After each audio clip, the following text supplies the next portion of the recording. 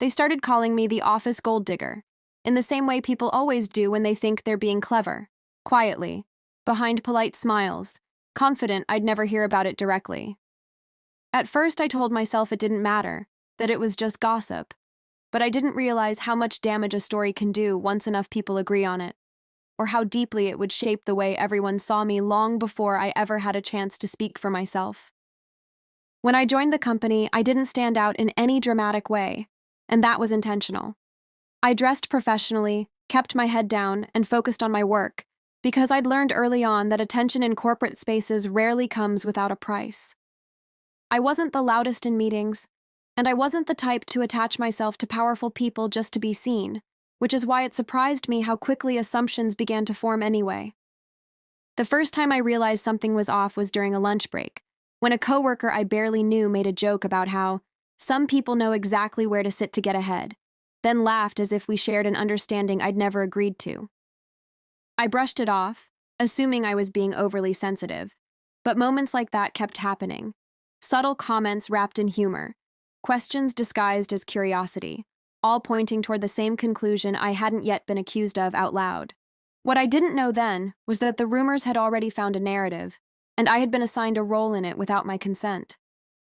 People had decided I was ambitious in the wrong way, that my professionalism was calculated, and that any success I earned couldn't possibly be the result of competence alone. It didn't matter that I stayed late, that I handled projects others avoided, or that my performance reviews were consistently strong, because once a story takes hold, evidence stops mattering. The label followed me quietly, whispered between desks and exchanged in knowing glances whenever I was included in conversations with senior leadership. I noticed how people's tone changed when they spoke to me, how compliments came with suspicion, and how achievements were acknowledged with surprise rather than respect. It was as if I had skipped a step they believed was required, and they needed an explanation that didn't involve admitting I might actually belong there. At the center of all this was the company's founder, someone most employees rarely interacted with directly, and someone I had no personal relationship with beyond the occasional professional exchange. Still, the mere fact that he knew my name and valued my work was enough to fuel speculation, because to some people, a woman being recognized without obvious patronage is more suspicious than incompetence. By the time I understood how deeply the gold digger label had settled into the culture around me, it was already too late to correct it without drawing more attention to it. So I did the only thing I knew how to do, which was to stay quiet, stay consistent, and let time reveal what gossip never could, even though I had no idea yet just how dramatically that choice would reshape my life.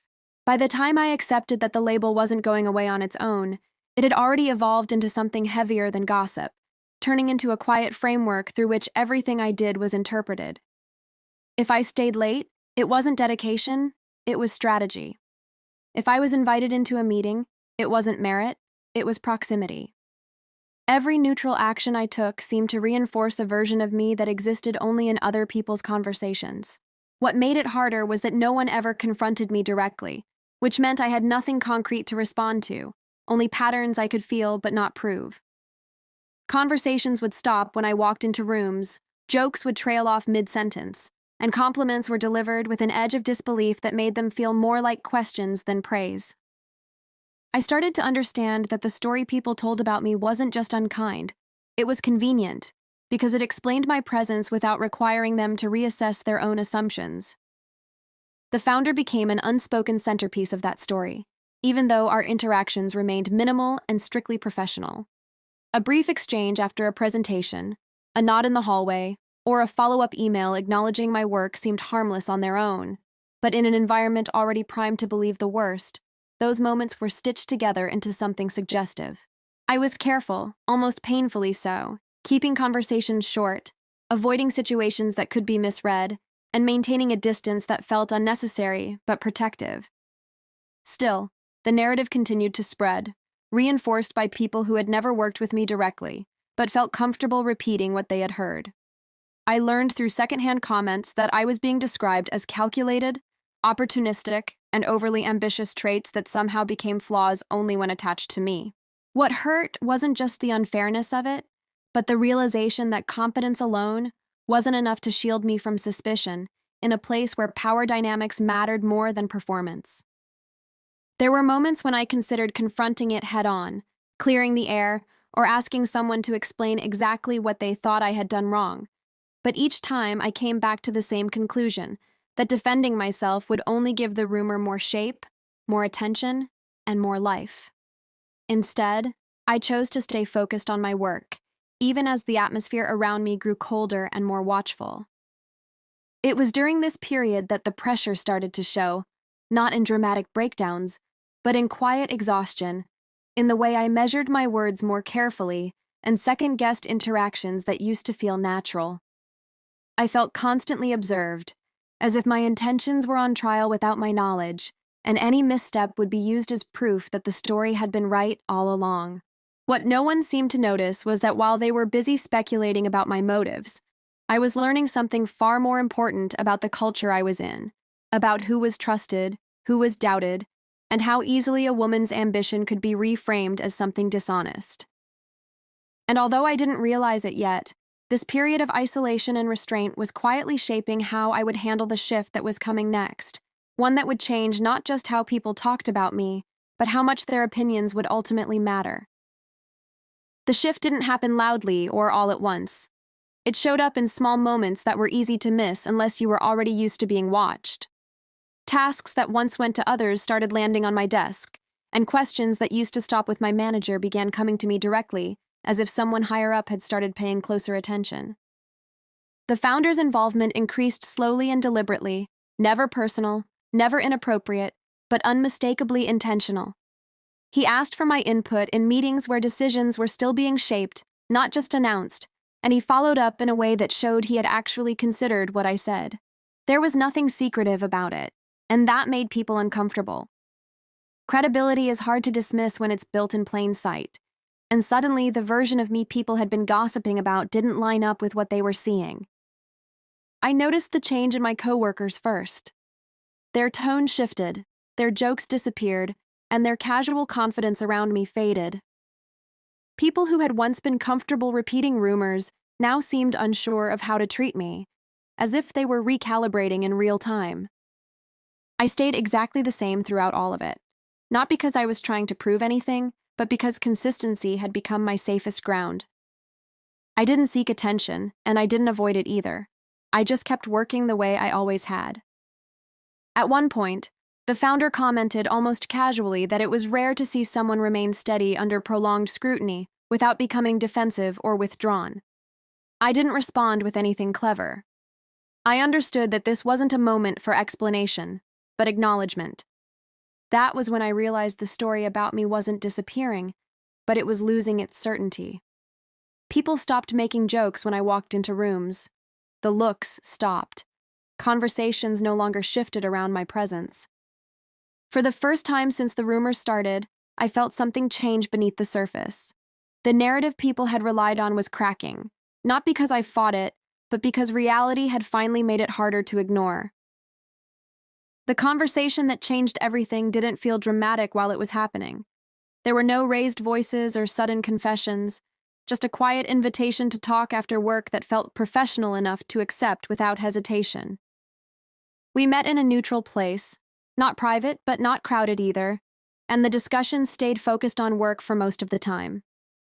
He asked about long-term goals, leadership, and the kind of environment I worked best in, listening carefully in a way that made it clear he wasn't just making conversation. What stood out was how aware he was of the rumors, without ever naming them directly. He acknowledged the pressure that comes from being talked about without being confronted, and he made it clear that he judged people by consistency rather than narratives. There was no crossing of lines, no compliments disguised as interest, just respect, distance, and clarity. That mattered more to me than anything else, especially after months of being reduced to assumptions. When the conversation ended, nothing had been decided and nothing had been promised.